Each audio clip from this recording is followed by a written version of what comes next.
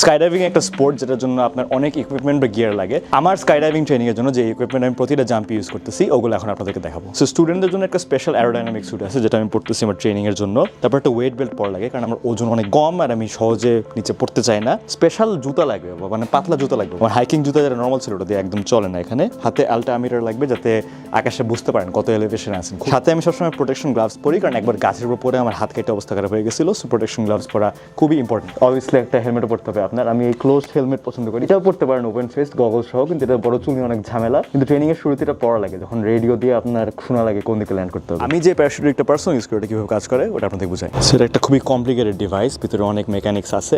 3টা রিং এর একটা সিস্টেম, দুই দিকে ব্যাকপ্যাকের মতো ঘাড়ে দুটো দিবেন। এখানে ম্যাল ফাংশন প্রসিডিওরের জন্য টানার কয়েকটা জিনিস আছে, যদি একটা প্যারাশুট ফেল করে আরেকটা ইউজ করা লাগে। পা ঢুকানোর জায়গা আছে এখানে, লেগ স্ট্র্যাপ যেটা বলে, যাতে বের হয়ে না পড়ে যান প্যারাশুট খোলার পরে। অ্যান্ড বুকে একটা চেস্ট স্ট্র্যাপ লাগানোর জায়গা আছে। সো এখানে হচ্ছে মেইন বড় প্যারাশুটটা, যেটাকে অ্যাক্টিভেট করতে হলে নিচে এই জিনিসটা টান মারতে হয় আকাশের মধ্যে। অ্যান্ড তারপর হচ্ছে একটা ব্যাকআপ প্যারাশুট থাকে, যদি প্রথম প্যারাশুটটা ফেল করে মেইন, তাহলে ব্যাকআপটা ইউজ করা যায়। অ্যান্ড সাথে হচ্ছে একটা ডিভাইস আছে এআইডি বলে, যেটা ডিটেক্ট করে আপনি কত উঁচুতে আছেন, কত জলদি পড়তেছেন। যদি আপনি আকাশ থেকে পড়তে থাকেন অনেক মাটির কাছাকাছি চলে আসেন অটোমেটিক, এটার কারণে এই ব্যাকআপ প্যারাশুটটা ডিপ্লয় হয়ে যাবে। এটা ছিল প্যারাশুটের ডিটেল। এগুলো পরে তারপর একটা প্লেন থেকে আপনি লাফ মারবেন।